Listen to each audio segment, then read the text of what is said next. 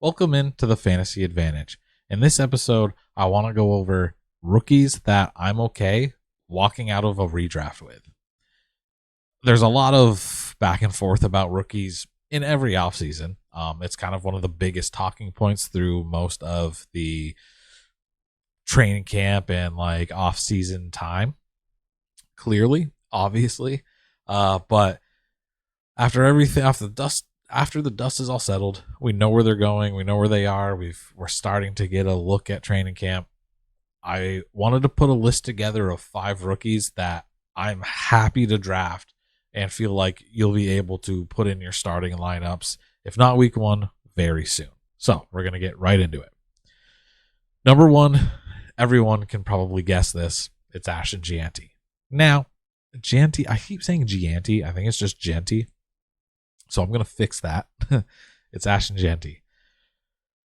There's a reason that I'm putting him in here because it's kind of obvious, but there's been some discourse lately I've seen about fading him and not loving him at ADP with it being his rookie season. And, you know, he's on this team that's not good and they weren't good at the run game last year and blah, blah, blah, blah, blah. Lots of bing, bing, bing. Just this here, that there.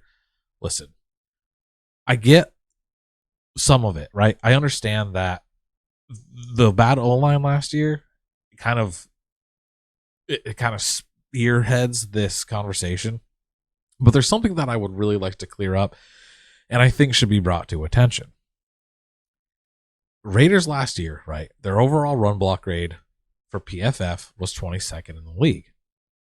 But if you look at the last 4 weeks of the year, they were actually 8th, right? So what happened was they dealt with injuries most of the season, and then once their O-line got healthy and the rookies started finding their footing and like getting used to the NFL speeds, things started to get a lot better. They also had terrible talent running in the backfield, so even though the O-line wasn't doing great on paper for like running back points, I know some people look at that as part of it as well. They didn't have a lot to work with. So that doesn't help. I know PFF grades on their performance, but people look at like the running backs' performances, and I think you should just wash that out. And I point that out to also make this next point. Great running backs, they don't need a great O-line to perform well. So a couple examples that I'm going to bring up are, starting off, Nick Chubb. He ran for 1,494 yards and 8 touchdowns behind a bottom 10 O-line in 2019. A lot of that came from him having 66 missed forced tackles, which was second in the league. Now, Ashton Gianti had 152 just last year, which was 42 more than anyone else last year. Cam Scatterbo, by the way, was in second. And he had 284 in his collegiate career, which is the most, number 1 in college history. Just to kind of put that context in there, right? Now, Barkley had the 30th ranked O-line in 2022, and he ran for 1,300 yards and double-digit touchdowns. And in that same season, Derrick Henry had the worst O-line and ran for 1,538 and 10 touchdowns. I get it, right? He's a rookie. We don't know yet. We're not calling him. I'm not calling him Derrick Henry or Saquon Barkley yet, but he's one of the best running back prospects we've seen in how long? Since McCaffrey. But people were skeptical on McCaffrey because he was white, but and a little smaller. But like, he's such a great prospect that I don't think the chance of him failing, I think, is insanely slim. And he went to, there's a better passing offense. Geno Smith is there, like a quarterback that can throw. They won't stack the box so often. There's a lot of things that are going to lean Gianti's way. He could still be really successful with this O-line that's not great. I can promise it's better than people think. And the offense just as a whole being better. There's a lot of things that prove Ashton Gianti can be worth his pick. I think honestly, like a top 3. I have him ranked at the running back 6, but with Pete Carroll there and this new offense and him being great, like I think he has the potential to be a top 3, if not the RB1 this season. because he can also catch the ball. So I think that it's going to really bite people in the back door if they skip on him because, oh, he's a rookie and, oh, the Raiders last year. I think that's just a bad strategy. Don't do that. If he gets to you in the first round, take him. Second guy on this list, Caleb Johnson. Probably also not super surprising. But the thing about Johnson is he's going in the 8th or 9th round at running back 29. He could very easily be a high-end RB2 with like low-end RB1 potential. He has amazing vision. He has really great patience. He can get downhill. He has the burst that they've been missing. Like Najee Harris didn't really have that burst. He tried to be lateral, and he wasn't good at that. Caleb Johnson can do that much better than Najee could, but he also just picks a hole and he goes. Najee didn't do that. He tried to do too much, and I think Caleb Johnson is just, he's going to be the perfect fit for this offense.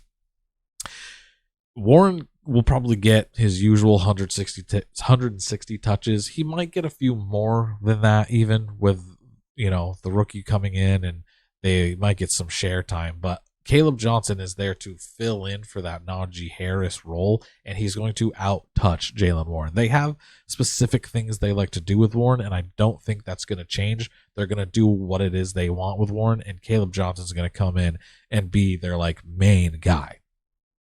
And you got to think about this too. Arthur Smith and Mike Tomlin being together, loving to run the ball, control the clock, beating teams down with a gritty defense. Like that's the perfect offense for him. And he was drafted in the 3rd round. And I know people kind of knock like, 3rd round, we're getting there.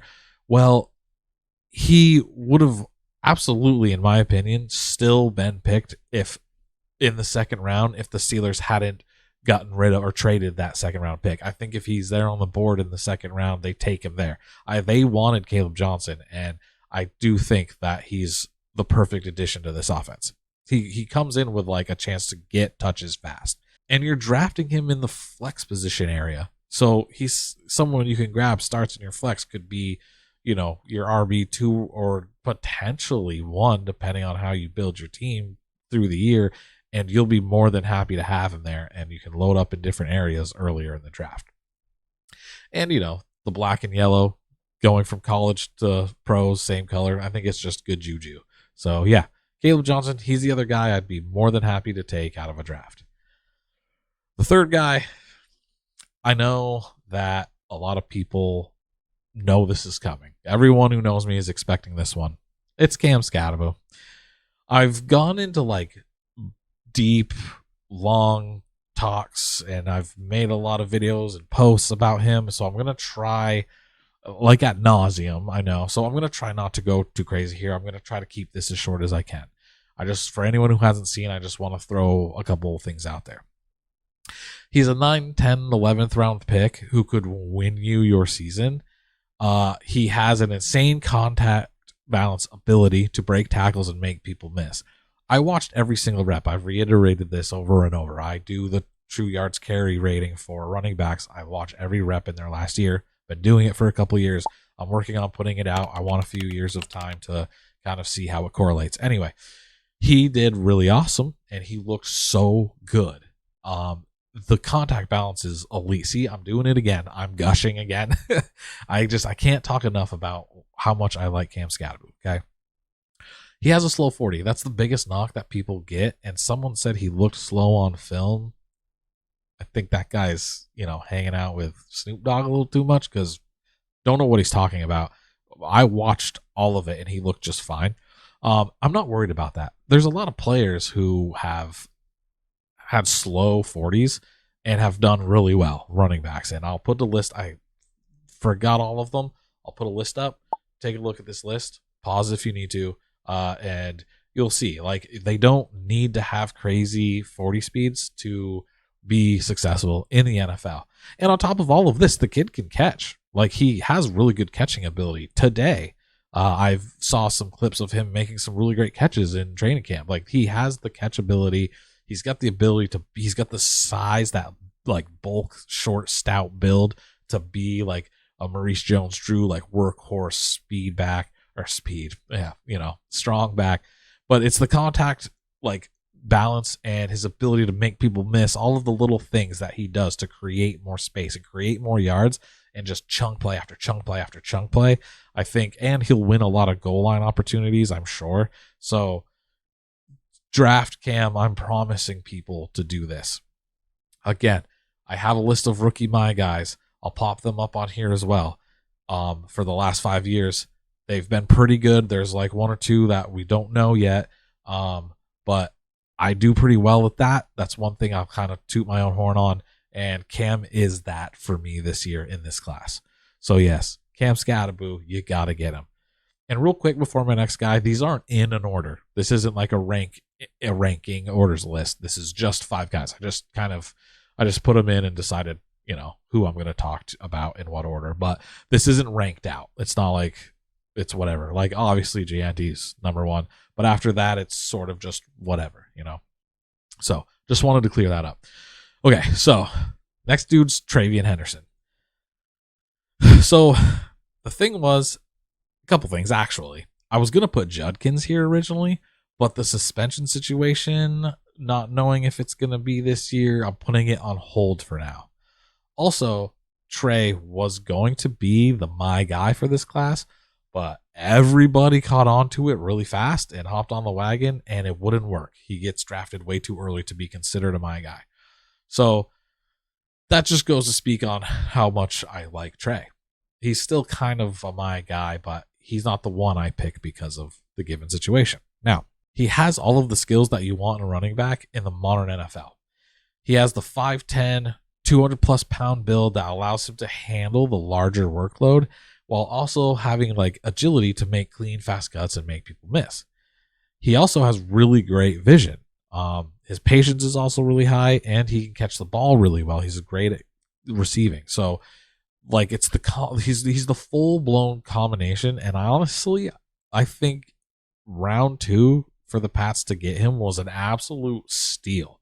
This guy is going to walk onto this field and slowly just take more reps away from Andre. I can see it happening. Trey's he's so talented, man. He might be the most well-rounded back in this class outside of Gianti. And in fact, he probably is a little bit better at the passing chops. Like, he's just super well-rounded as a whole. He went to a team that needs some juice in the backfield, and like an outlet for Drake. So he's like, it's just the perfect storm. You know what I mean? The Pats, they revamped their O-line, which is something that a lot of people were kind of knocking and hating on. In free agency, the draft and everything, they've made some moves. They picked Will Campbell at 4th, who was might be the best prospect at O-line in my opinion in this draft. But I want to point out the moves that they made with their O-line. If you look at PFF grades, they made a pretty big improvement, right? So last year, as a whole, the PFF grade of their O-line for the guys who started the most games was 52.3. It went up to a 59.8, almost 60 as a whole. And in run blocking, it went from 49.94 to 57.3. And this is all not counting what Will Campbell might be. So the O-line as a whole, it's not perfect yet, but it's gotten so much better. And I think, like, I know with Gianti, I said it doesn't have to have a good O-line, but I think given the situation and having a good O-line is always going to help. So Trey Henderson going to a situation that's a lot better, I think, for the O-line will make him a lot better, or very good.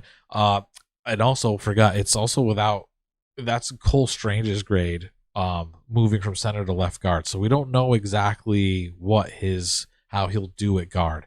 So that could also be even better. So this O-line should have a much more improved play this season, and that should really help Trey Henderson like soar. I love him. Get him whenever you can. In any league you can. I think even if he doesn't start strong, he's going to really come through this year and win some people leagues this year. So the last guy on the list, Jaden Higgins. I know a lot of folks already like Higgins, but there's some extra context that I want to throw into this as to why he could actually be a really great pick for this year, his rookie year. Nico Collins has a knack for missing a handful of games every year. I'm an owner of him. I know. Trust me. I've seen it. I've had to deal with it. He's really great on the field, hurt a lot. And when he's on the field, I think he's going to take most of the attention from the defense, and it's going to open things up for Higgins and get him opportunities, and Stroud will look for him and throw him the ball. Like Higgins is the type of guy that I can see demanding targets.